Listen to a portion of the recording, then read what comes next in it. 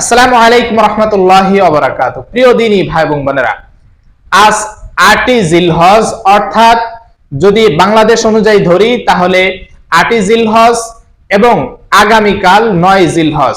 আজ মাগরিবের পর থেকেই 9 জিলহজ রাত শুরু হয়ে যাবে এবং আজ রাতেই আমাদের আরাফার রোজা যারা রাখতে চাই তাদের এই সাহারি খেতে হবে, অর্থাৎ 8ই জিলহজ শনিবার। আজ মাগরিবের পর থেকে 9 জিলহজ শুরু হয়ে যাবে।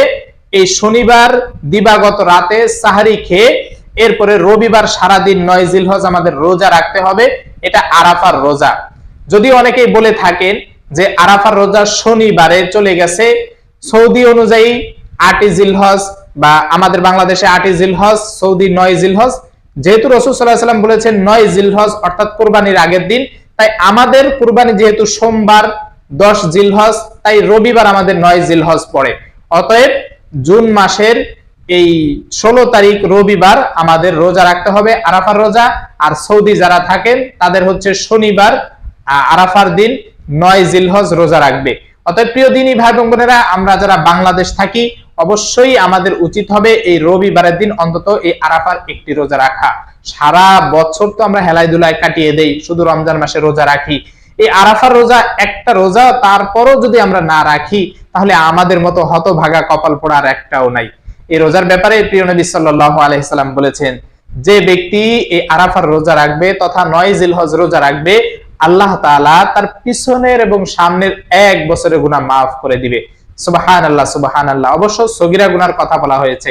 আর এই রোজা রেখে যদি আপনি আল্লাহ তাআলার কাছে তওবা ইস্তেগফার পড়েন, কান্নাকাটি করেন, দোয়া চান, আল্লাহ তাআলার কাছে যদি ক্ষমা চান এবং এইভাবে নিজের জীবনের পিছনের যত গুনাহ করেছেন এইগুলোর জন্য যদি ভালোভাবে আল্লাহ তাআলার কাছে ওয়াদাবদ্ধ হন, লজ্জিত হন যে হে আল্লাহ, পিছনে অনেক গুনাহ করে ফেলেছি, তার জন্য ওয়াদা করতেছি আর সেই গুনাহ করব না, এবং এর জন্য লজ্জিত হইতেছি এবং ক্ষমা চাইতেছি, তুমি আমাকে ক্ষমা করে দাও।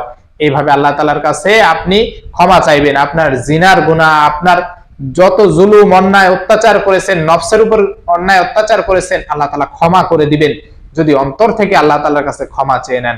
অতএব প্রিয় দিনী ভাই বোনেরা, এই 2024 সাল অনুযায়ী 16ই জুন রবিবার দিনে রোজা এবং আপনি আজ শনিবার দিবাগত রাতে সাহারি খাবেন এবং রবিবার সারাদিন রোজা রাখবেন। সোমবারে যেহেতু কুরবানির ঈদ, অতএব আমরা সোমবারে ঈদ করব, রবিবার আমরা সারাদিন রোজা রাখবো। এটা আরাফার রোজা আমাদের গণ্য হবে।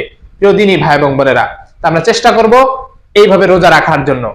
আর 9 জিলহজ ফজর থেকে গুরুত্বপূর্ণ একটি ইবাদত রয়েছে, সেটা হচ্ছে তাকবীরে তাশরিক। এই তাকবীরে তাশরিক আমরা অনেকেই জানি না বা পারি না। আমরা এই তাকবীরে তাশরিকটা অনেকেই পড়ি না, অথচ এই তাকবীরে তাশরিক পড়া হচ্ছে ওয়াজিব। তাকবীরে তাশরিক হচ্ছে আল্লাহু আকবার, আল্লাহু আকবার, লা ইলাহা ইল্লাল্লাহু, আল্লাহু আকবার, আল্লাহু আকবার, ওয়ালিল্লাহিল হামদ। আপনি 9 জিলহজ সকাল অর্থাৎ ফজরের নামাজ যখন শেষ করবেন, ফরজ নামাজ, সঙ্গে সঙ্গে তাকবীরে তাশরিক উচ্চ স্বরে একবার পড়বেন পুরুষেরা, এবং মহিলারা অনুচ্চ শব্দে একাকি পড়বেন। এইভাবে যারা জামাতের সাথে পড়বেন নামাজ, তারা জামাতের সালাম ফিরানোর সঙ্গে সঙ্গে পড়বেন।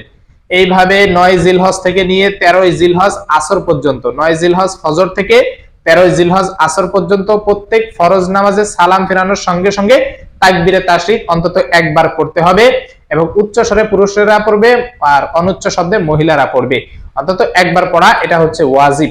কোন ব্যক্তি যদি অক্তমত নামাজ না পড়তে পারে, পরবর্তীতে কাজা আদায় করে, তাহলে সেই ক্ষেত্রে ওই সময় কাজা নামাজ শেষ করে এরপরে কাজা নামাজের যখন সালাম ফিরাবে সঙ্গে সঙ্গে এটা পড়ে নিবে। তাই আমরা এই ওয়াজিব আমলটা যেন আমাদের ছুটে না যায়, এই কারণে কিন্তু আমাদের অনেক গুনাহ হবে। প্রিয় দিনী ভাই এবং বোনেরা, অনুরোধ করছি আমরা যারাই পারি এই রোজাটা রাখবো, কারণ আমরা তো গুনাহ করতে করতে গুনাহের সাগরে হাবুডুবুর খাইতেছি। আর যদি এই রোজাটা না রাখি তাহলে হতে পারে এই একটু আমলের কারণে আমাদের জান্নাতে যাওয়ার জন্য বাধাগ্রস্ত হয়ে দাঁড়াতে পারে। কাল কিয়ামতের ময়দানে বোঝা যাবে এক একটা নেকির বিনিময় কত, এক একটা আমলের বিনিময় কতটা মূল্যবান। অতএব আমরা চেষ্টা করব এই আরাফার রোজা রবিবারের দিন আমরা রাখবো ইনশাআল্লাহ। আল্লাহ তাআলা আমাদের সকলকে এই আরাফার রোজা রাখার তৌফিক দান করুন। আমিন। ওয়া আখির দাওয়ানা আলহামদুলিল্লাহি রাব্বিল আলামিন। আসসালামু আলাইকুম ওয়া রাহমাতুল্লাহি ওয়া বারাকাতুহু।